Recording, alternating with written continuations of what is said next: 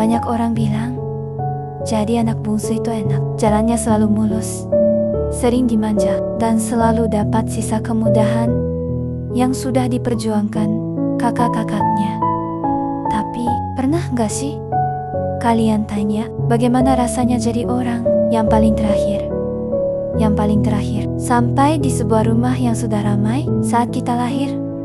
Semua orang sudah punya panggungnya masing-masing. Kakak pertama dengan prestasinya, kakak kedua dengan bakatnya. Sementara kita seringkali tumbuh di bawah bayang-bayang raksasa itu. Kalimat-kalimat seperti, "Oh, kamu adiknya si X." Ya, itu pelan-pelan mengikis cara kita melihat diri sendiri. Kita harus berjuang 2 kali lebih keras. Bukan cuma buat sukses, tapi hanya untuk dianggap sebagai diri sendiri. Bukan sekadar ekor dari sebuah nama besar. Lucunya, bahkan saat umur kita sudah kepala 2 atau 3, di mata mereka, kita tetaplah anak kecil yang gak tahu apa-apa. Kamu masih kecil. Tahu apa? Kalimat itu penolakan halus yang membungkam hak suara kita, membuat kita terbiasa diam, merasa opini kita gak berharga, dan akhirnya tumbuh jadi orang yang takut buat mengambil keputusan sendiri. Kita terlalu dilindungi sampai lupa caranya jatuh dan bangkit sendiri. Begitu dilepas ke dunia nyata, hantamannya terasa 2 kali lebih keras. Kita gagap menghadapi penolakan, cemas dengan masa depan, dan sering merasa asing di hidup kita sendiri. Jadi, buat kamu yang sering bilang, kok semua perhatian harus ke anak bungsu sih? Ketahuilah, perhatian itu gak gratis. Perhatian itu sepaket dengan ekspektasi besar, hak suara yang terbungkam, dan rasa takut bahwa kami gak akan pernah bisa sedewasa yang kalian mau. Kami tidak pernah meminta untuk dilahirkan di urutan paling belakang. Kami tidak pernah memilih untuk menikmati fasilitas yang katanya tinggal pakai itu. Karena kenyataannya, saat kami memakai fasilitas itu, ada harga diri yang diam-diam harus kami gadaikan. Ada rasa utang budi yang terus-menerus ditagih oleh keadaan. Setiap kali kami gagal, kalimat yang muncul bukan lagi tidak apa-apa, coba lagi, melainkan, padahal kamu sudah difasilitasi. Kok masih gagal?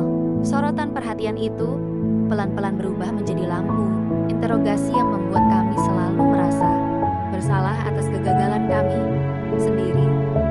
Pernahkah kalian membayangkan rasanya bertumbuh dengan ketakutan bahwa kita adalah produk gagal dari sebuah keluarga? Ketika kakak-kakak kita sudah mapan, sudah menikah, atau sudah memberikan kebanggaan, kita masih terseok-seok mencari tahu siapa diri kita yang sebenarnya. Di tengah riuhnya pencapaian mereka, kita seringkali merasa seperti sebuah beban yang tertinggal.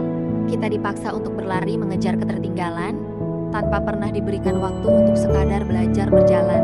Kita dituntut untuk langsung matang, tanpa pernah diizinkan melewati proses pembusukan dan pembelajaran. Sisi paling sunyi dari menjadi anak bungsu adalah ketika orang tua mulai menua. Di saat kakak-kakak sudah memiliki kehidupan dan keluarga mereka sendiri, si bungsulah yang seringkali tinggal di rumah, menemani hari-hari sepi orang tua. Di satu sisi, dunia menuntut kita untuk pergi merantau, mengejar mimpi, dan membuktikan bahwa kita bisa mandiri.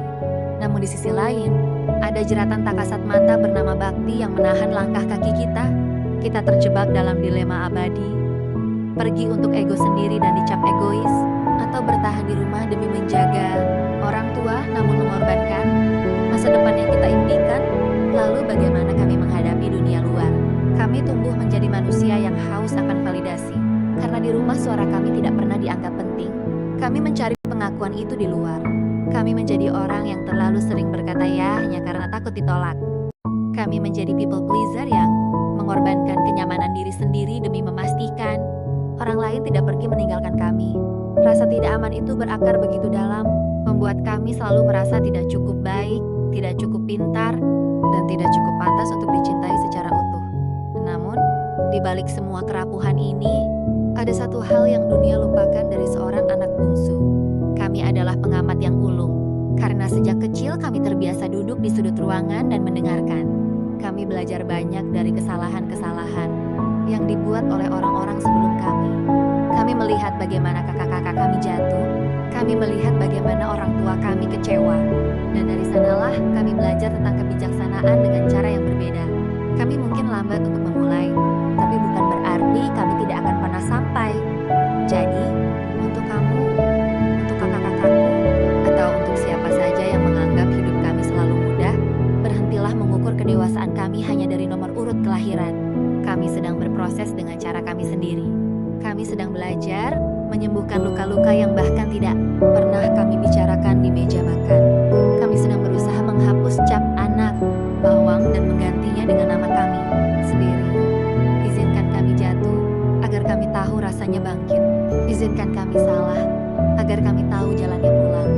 Dan yang paling penting, dengarkan suara kami, bukan karena kasihan, tapi karena kami juga manusia yang punya hak untuk menentukan arah hidup kami sendiri. Kami bukan lagi bayi yang butuh pelukan pelindungmu.